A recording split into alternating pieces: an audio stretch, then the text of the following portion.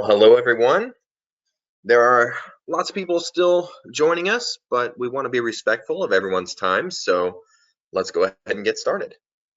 I'll start by saying thank you for taking the time to join us for the webinar today. Here are a couple of quick notes before we dive in. As we move through the webinar, everyone but the presenter will be on mute, like that. But we do encourage you to send questions and comments or any feedback you have using the chat function on your screen. And you can access that chat by clicking the icon that looks like a little cartoon speech bubble.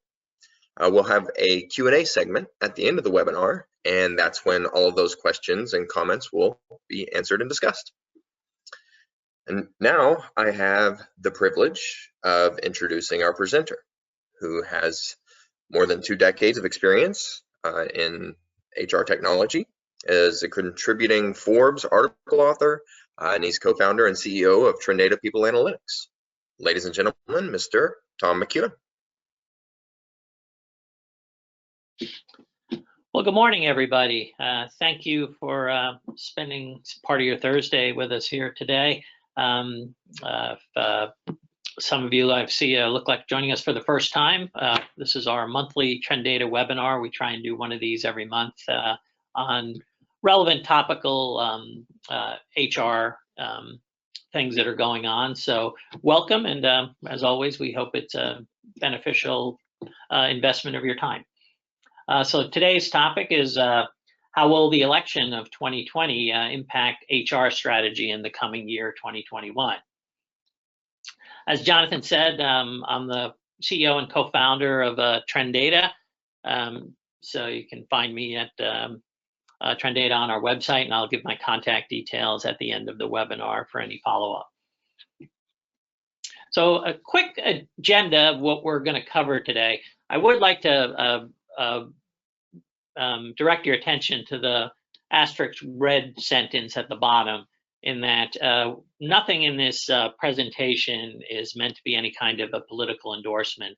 It's merely an observation of observations of what's going on, what the election results have said, and some possible scenarios that you might have to address being an HR leader in the coming year. So don't take any of this as any endorsement of a political party or candidate.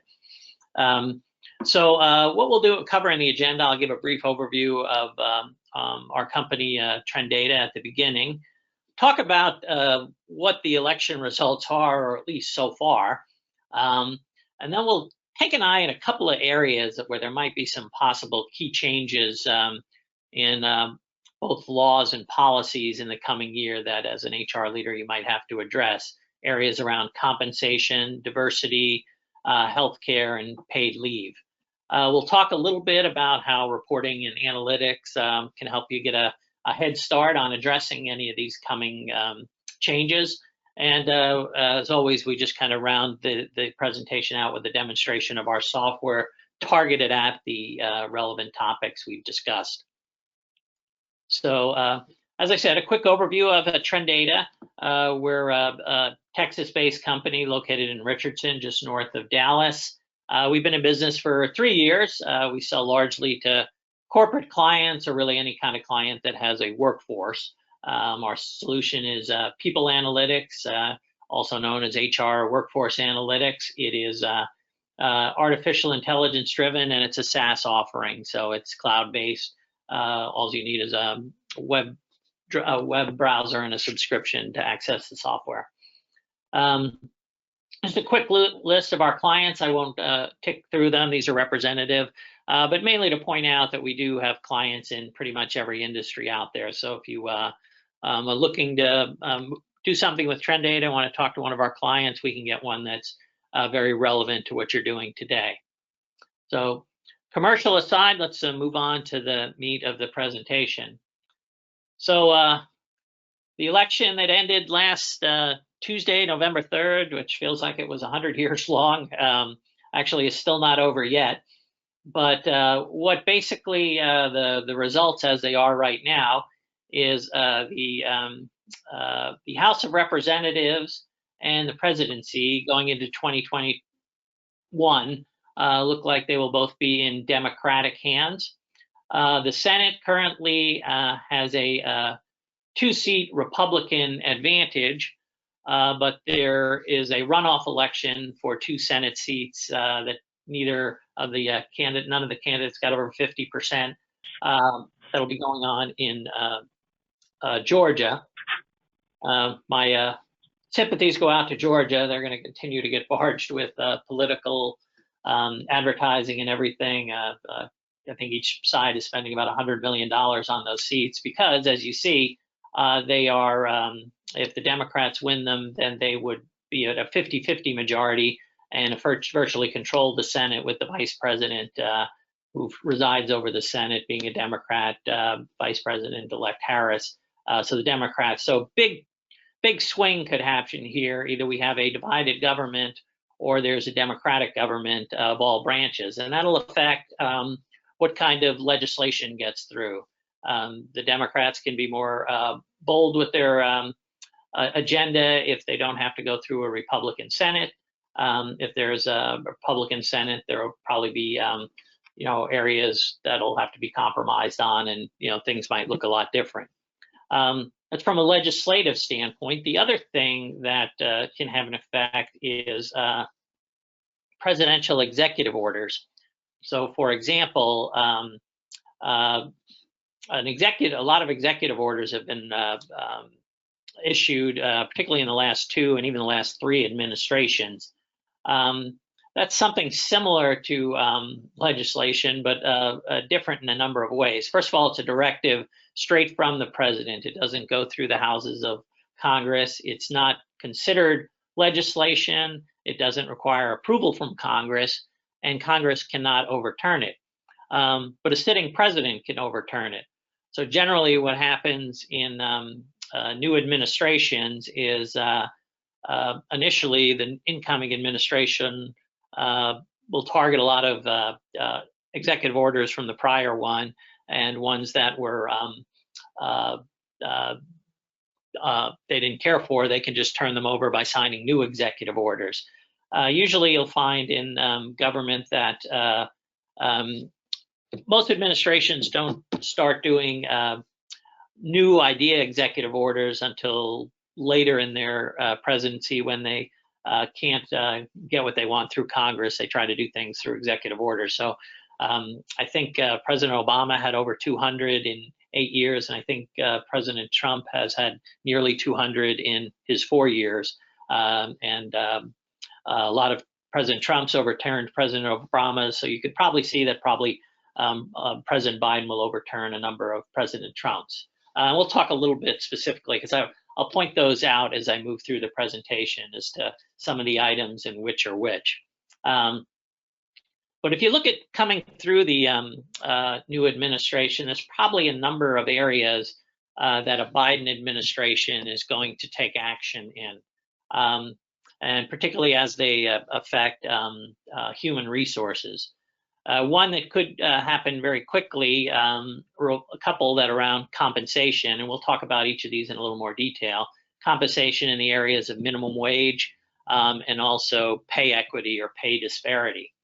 You'll also see some initiatives probably around diversity, both gender and ethnic diversity, in areas of discrimination. And also healthcare. President-elect Biden was one of the architects of the Affordable Care Act, along with former President Obama. So you can probably look at there'll at least be some attempts to expand that law's ability and coverage. There'll also another area the Biden administration, a Biden administration is looking into is the area of family leave and making that furtherances on that. Overall, just from a philosophy standpoint, Democratic administrations tend to be more regulatory than Republican administrations.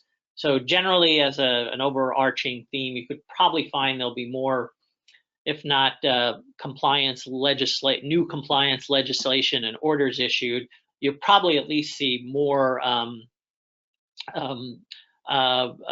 enforcement of it adhering to the regulation. So there will be a lot more, there's generally a lot more compliance in a democratic administration.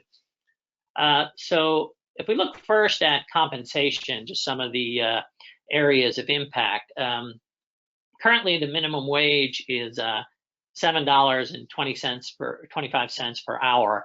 That has been the same for 20 plus years right now. I won't get into the arguments on either side as to what raising the minimum wage would do economically, but the Democrats have been pushing for a long time to increase the minimum wage, and it'd probably be a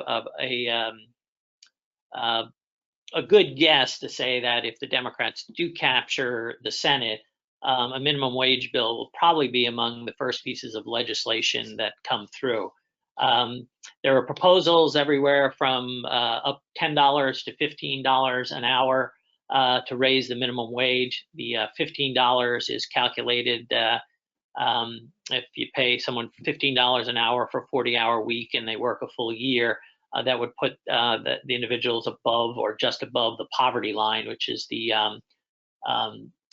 reason that's being pushed by many on the Democratic side. But there's arguments on both sides, and I'd say if there's a Republican Senate, you might still get minimum wage, but it'll probably come in somewhere between. But you could probably figure that if the Democrats capture the Senate, that one would come through pretty quickly. Something that might be a little more long-term, but in the area of pay equity.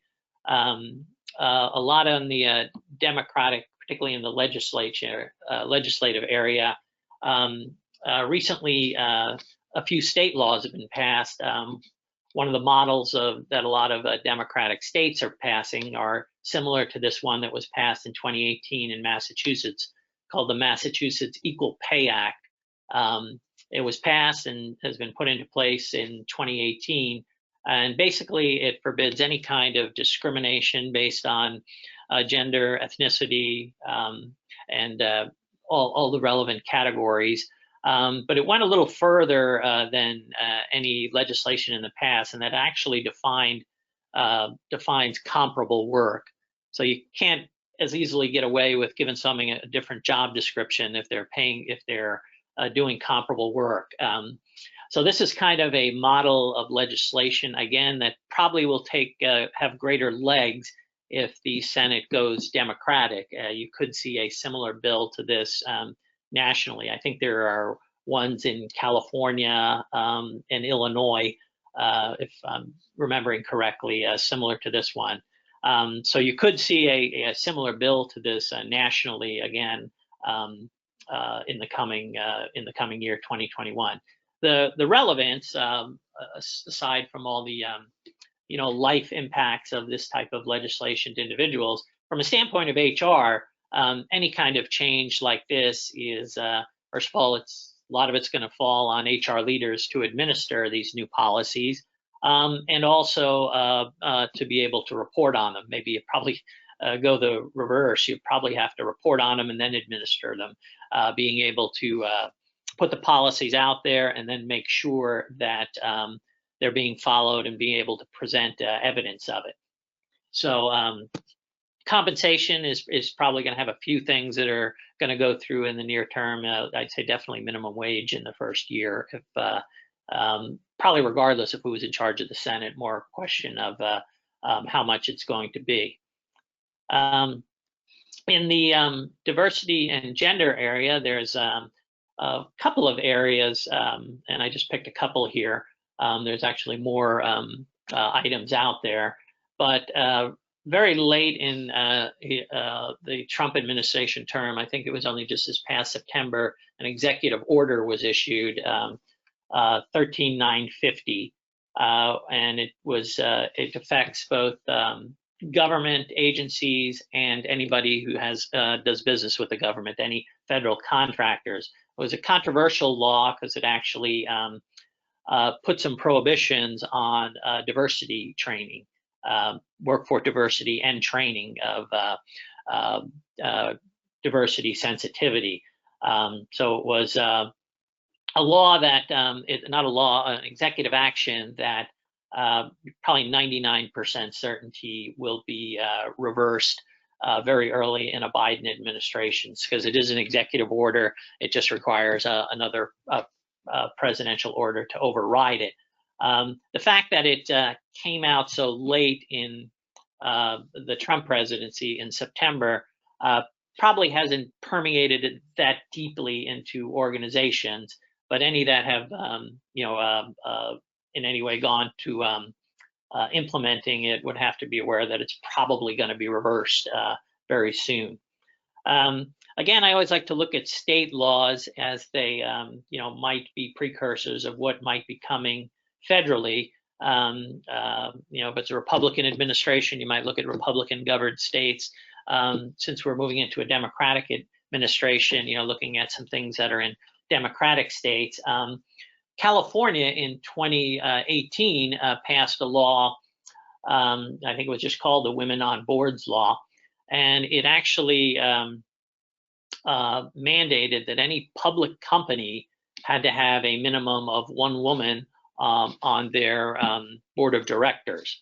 I think before the law was put into place, and I'd say California is a pretty progressive state, but even for California, before the law was put into place, it was about 30% of public company boards in California did not have a female member of the board.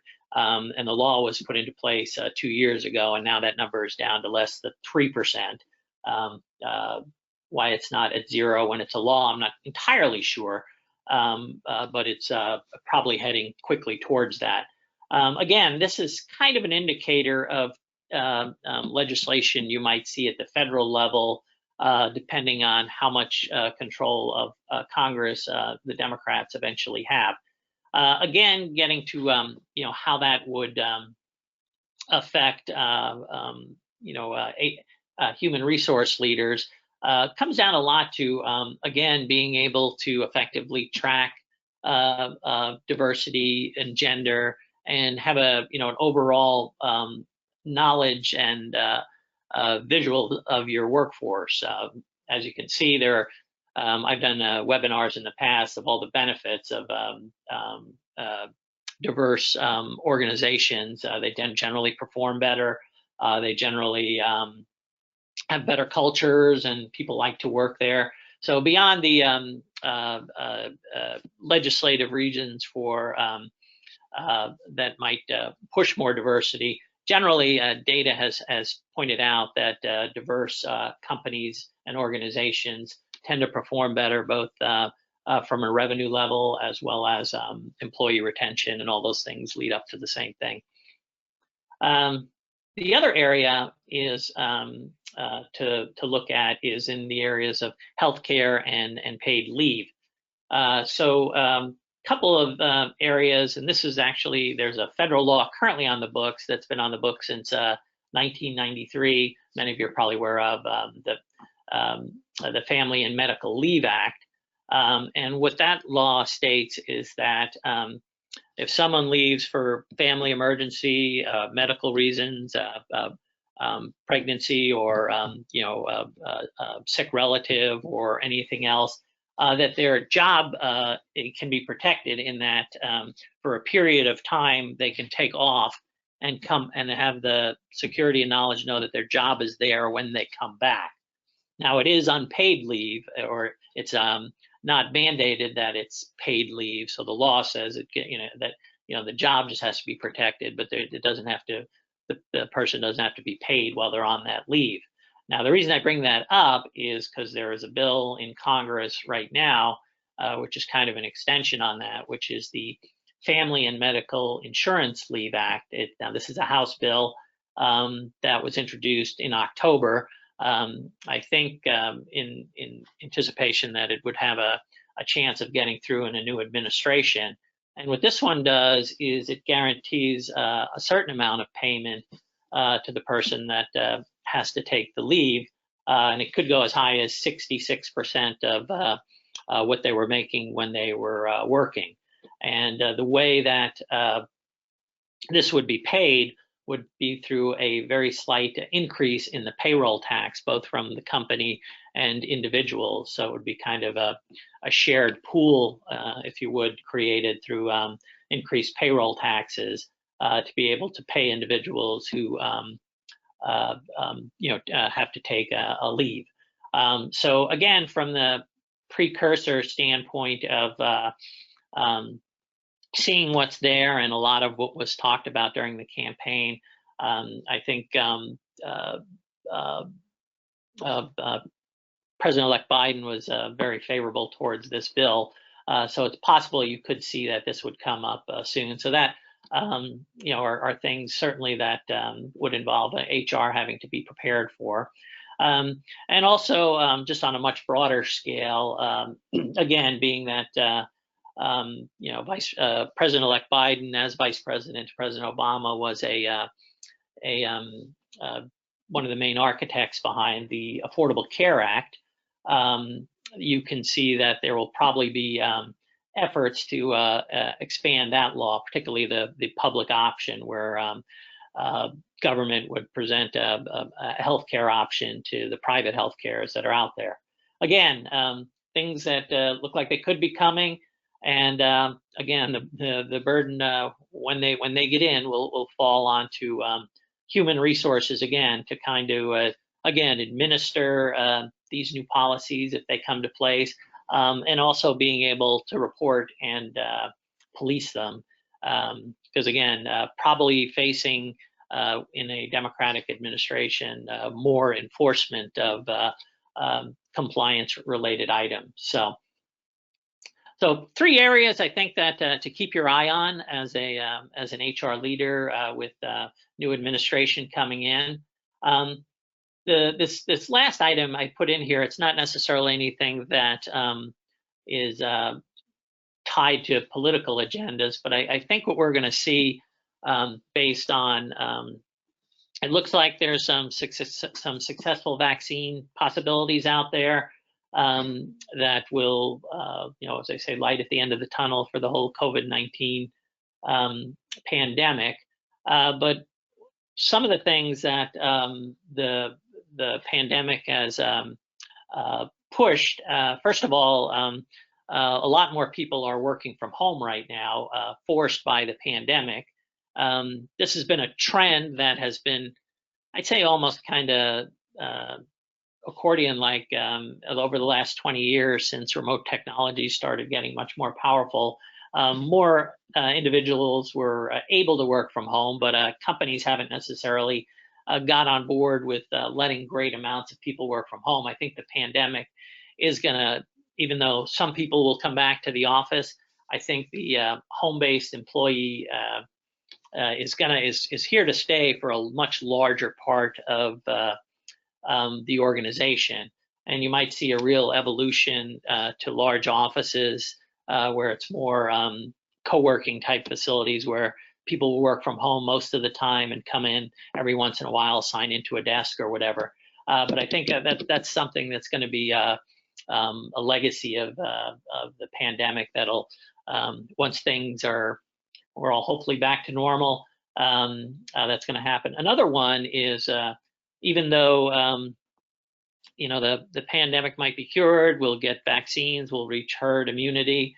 I think work interactions have there's going to be some permanent legacy from what's been forced upon us with the whole reaction to the COVID.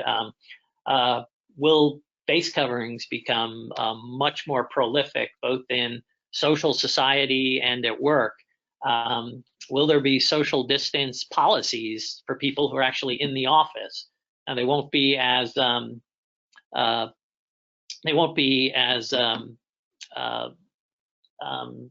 needed, without the pandemic. But this may not be the last health crisis we faced.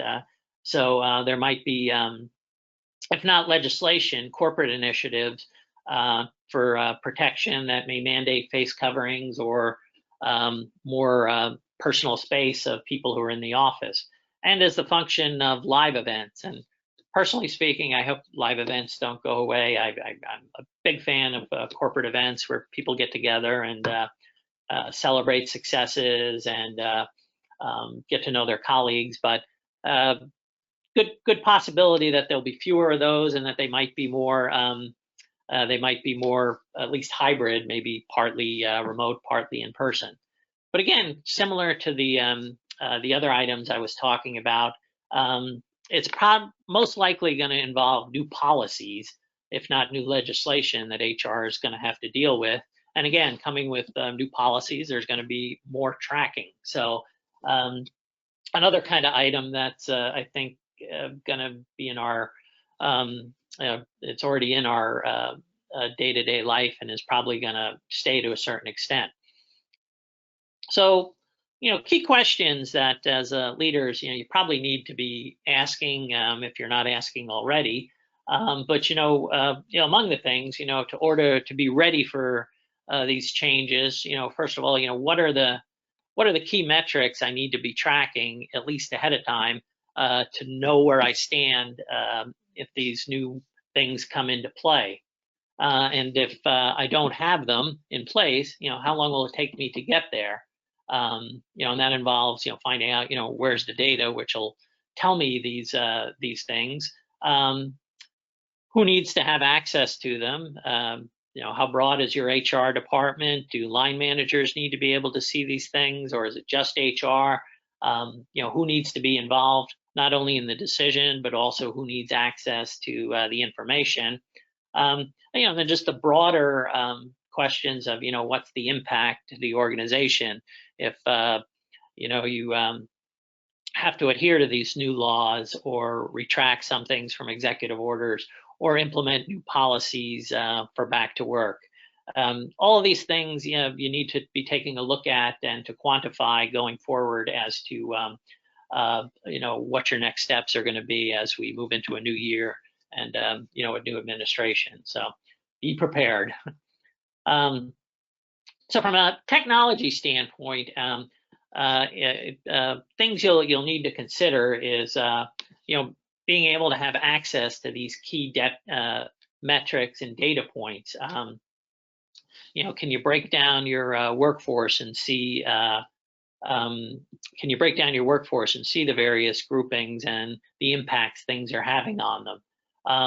Are your trends going in the right direction, both in attracting, retaining, and performing in these key groupings? And what is the effect of things like having to increase compensation to match minimum wage or laws? All of these things, need to be able to see. And then being able to possibly draw out forecast models to say, if I put these initiatives in place, is it going to give me the results that I'm looking for? And also, evaluating, from a tool standpoint, if you get a solution, who's going to use it? Is it just going to be your number crunchers, your HRIS, or your HR people, or is it something you're going to roll out to users, on the front lines? And, is that something that they're going to have to be able to use? So, how easy is it? Are you going to need consultants, or is it something that can be pretty intuitive? So with that lead in, I just wanted to do just a quick review of the TrenData solution and targeted towards this area, mostly of compliance. So if I just move here, you can see that we have a compliance dashboard that we can use for just education here. So for example, you might put together a dashboard that would show maybe number of employees you have, maybe a breakdown of your diversity populations, and then maybe some areas where you would look at, is your turnover equitable? Are you losing more females than males? How are you paying people? If you look at these two right next to each other, you see that your turnover of females is fast eclipsing that of males. And then you go right next to it, and you can see that you're paying your females less, your women less than the industry average as opposed to your males. So that might be contributive. And then you can also look at other areas of turnover, and we'll talk a little bit about some of the forecasting and modeling here in a second. But flexibility is a big key for this type of an application. So for example, you have your number of employees here. How can you break that down and look at it differently? So you might want to say, I've got 1,000 employees, but maybe I want to look at them by ethnicity, get a breakdown of how many employees in the various ethnic categories do I have. But I also might want to look at it a little further and see how do they look possibly at different job levels. So if I increase this filter over here, which is done by ethnicity, and add job level, it actually breaks down the number of individuals I have at the various director, manager, vice president levels. So what I might want to do in this analysis is possibly see how many of these individuals are in the management ranks.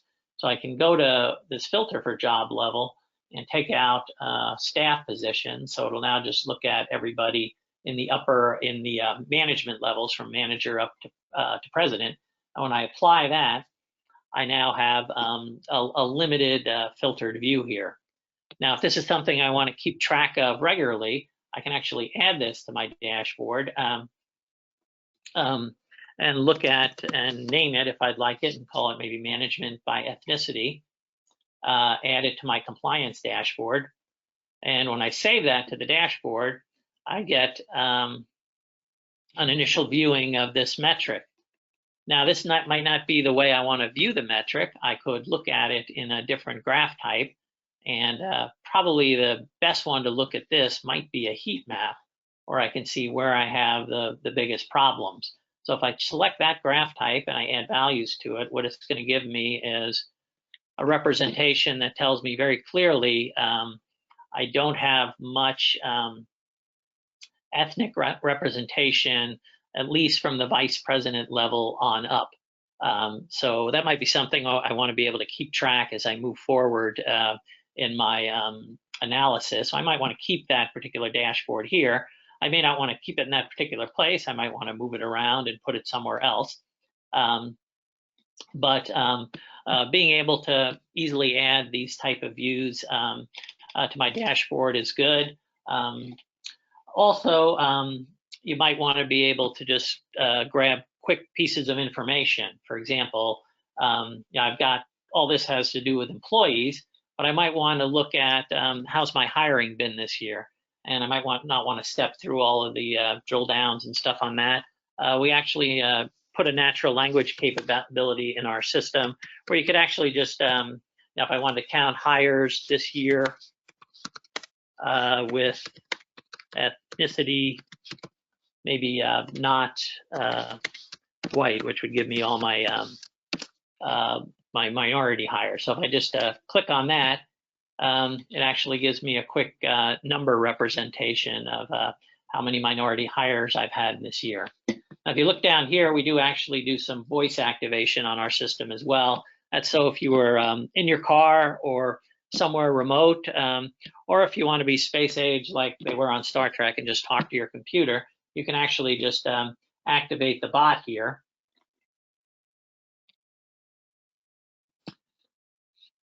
Monica, count hires this year by gender.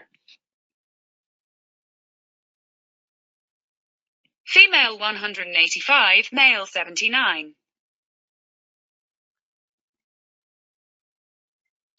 And what happens with that is the more you talk to the system, the more it kind of picks up on your speech patterns, and it'll recognize what you're saying much more quickly. Now, another area I would like to just point out is the predictive modeling, which is very unique to TrenData, the ability to forecast into the future and see what changes might have a positive effect.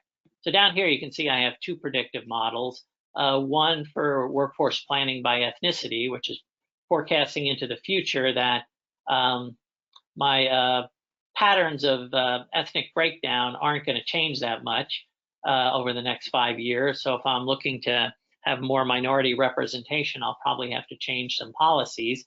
But even more striking, if I look at my workforce by gender going into the future, I can see that the projection is going down significantly as females as a percent of my workforce. So of the two, I'll kind of take a look at that one first, or look at that one. So if I drill down into that predictive mode, I can see that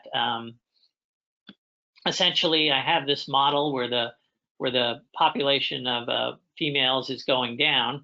I could look at what something might happen. For example, I can model on this and see what would happen if I, let me just concentrate on the female population. Oops. And see what would happen if I were to increase maybe compensation here. So if I were to give a 10% raise to my female employees, you see right now projected to have about 445 females next year. If I give that much of an increase in salary, what the system is telling us is that I really wouldn't increase my employee ratio of females right now. So maybe that's not the real problem I'm having right now. We could also look at another model, which I can switch to here, which actually looks at the problem from a slightly different way, which is where am I recruiting from? So again, I have the same model. If I come out here and filter and look again just at the female population, but this model actually has a little analysis for me. So if I go to this predictive analysis, it's telling me that it has a lot to do with where I'm recruiting from. So essentially it's saying I have my most success with females that I've recruited from job boards and the least amount of success with those I've recruited from Facebook and employee referrals. So we can actually kind of model that out as well. So for example, here it says if I keep on the current patterns, it's forecasting that about 188 of my hires will come from job boards as opposed to these other sources. So I've got about 99 hires coming from Facebook and employee referrals. If I were to take all of those and just add them into what I was taking out from and do all that recruiting from job boards, and you'll see what happens with here. It actually does look like that goes to a certain degree to address the trend, and things start ticking up, although it very subtly on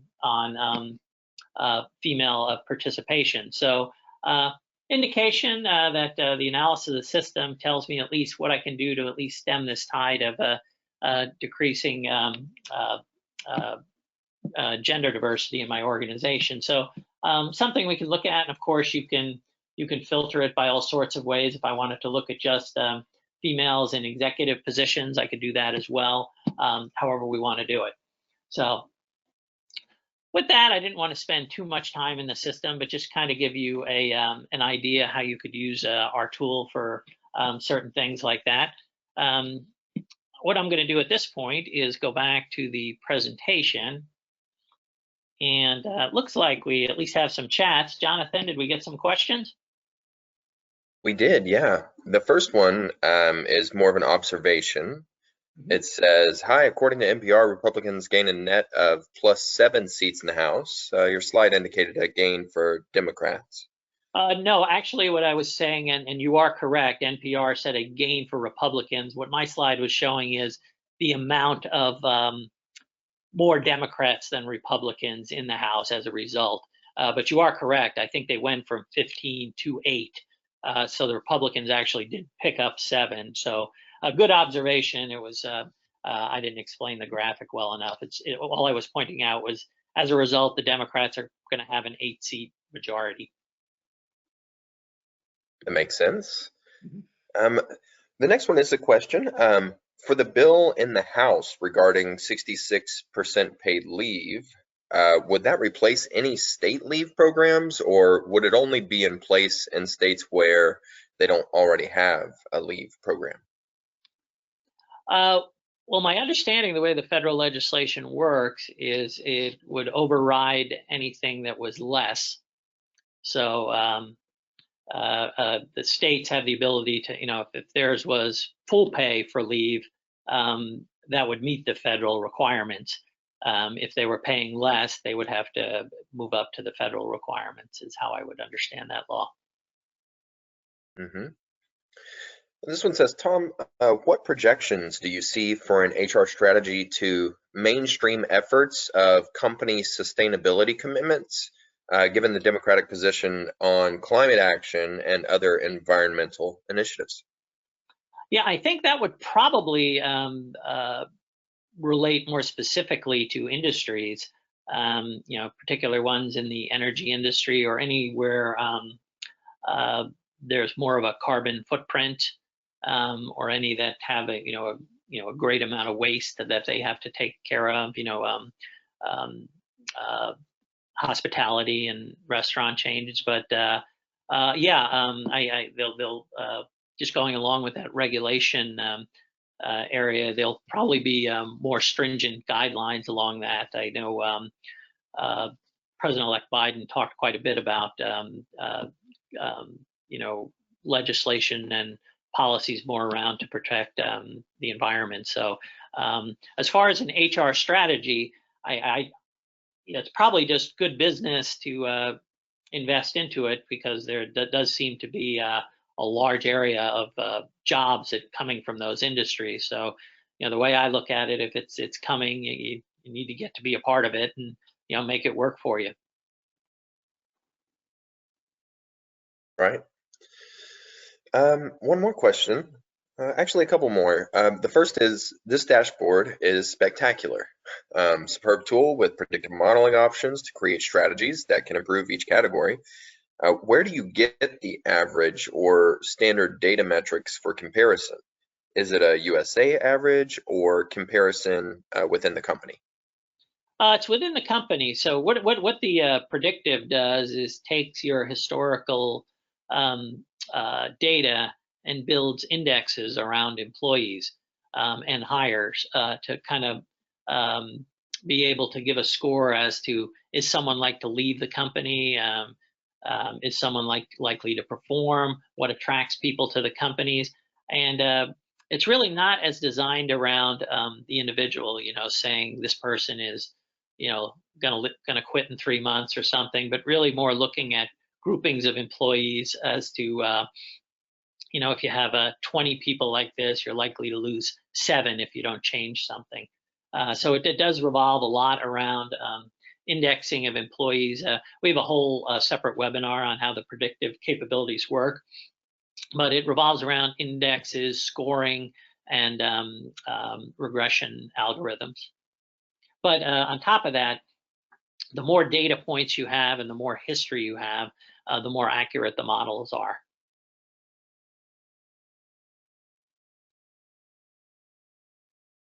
Jonathan, you still there? I'm here. Yeah. So the next question is, well, actually, here's a comment that kind of goes along with what you just said. Is that trending is only as good as the underlying data? What usually feeds TrenData? Well, essentially, we've got what we named our TrenData labs. So any of our clients, which is 90% of them, give us permission to anonymize their data and use it to crunch. So we're able to bring in into the algorithms industry data specific that'll actually help feed the initial algorithms. But generally what happens, and this is, I think it's called a rapid forest technique, is it starts off pulling in industry and data like that we have, but eventually the company data takes over, particularly if you have a big enough history of it, and that is really primarily what is driving your output. Now, as part of your company data, you might be bringing in salary benchmarks, turnover benchmarks, and such into your data, which will feed into the algorithm as well.